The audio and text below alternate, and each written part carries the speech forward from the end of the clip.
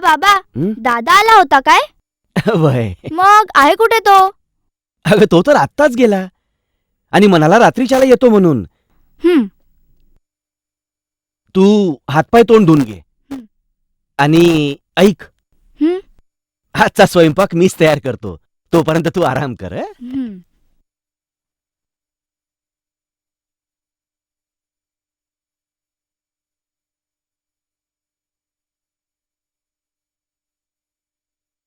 दादा, चुप. तोंड बंद. बरं बोल. तू तर निघून गेला होतास ना, आपल्या बहिणीला न भेटता. अगं, बघू. कोणी मारलं? बाईंनी. त्या तर रोजच मारतात. घरातील सगळी कामं मलाच करावी लागतात. म्हणून रोज शाळेला उशीर होतो आणि अभ्यास पण अपूर्ण राहतो. म्हणून रोज बाई मारतात आणि असे वळ पडतात. आता तूच सांग ना, मी काय करू? तुला काहीच करायची गरज नाही. आता तू फक्त अभ्यासावर लक्ष दे. पण घरातील कामे कोण करेल? घरातील कामे मी करेन. का मी नाही करू शकत? मला नाही आवडणार. बहीण असताना भाऊ काम करेल? सगळं चांगलं होईल. आता मला काहीच ऐकायचं नाहीये. निर्णय झालाय. आता तू अभ्यास करायचा आणि मी घरातली कामं करीन. काम? ते सर्व काही ठीक आहे, पण बिन काही नाही. जर तू माझं ऐकणार नसशील तर मी हे घर सोडून निघून जाईन, कायमचा, आणि परत कधीच येणार नाही. नको नको दादा, असं बोलू नकोस.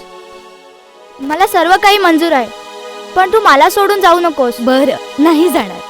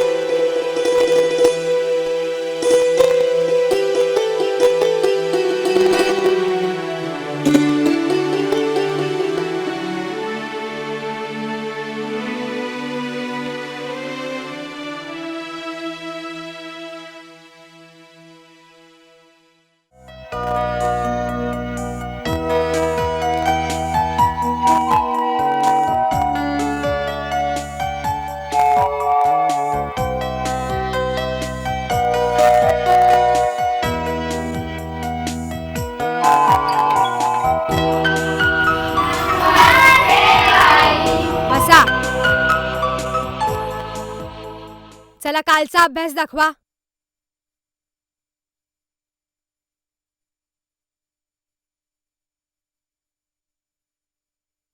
इकडे आहे सरस्वती. त्याची काही गरज नाही. हात पुढे कर. बाई मी अभ्यास केलाय, तुम्ही पाहून घ्या.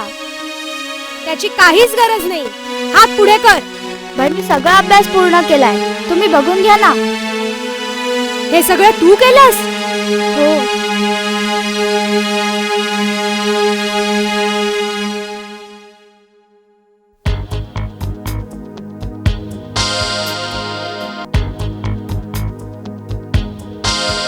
अरे वा, हे सर्व तू केलंस?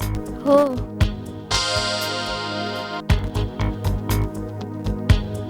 हे घे चॉकलेट. जा तुझ्या जागेवर जाऊन बस.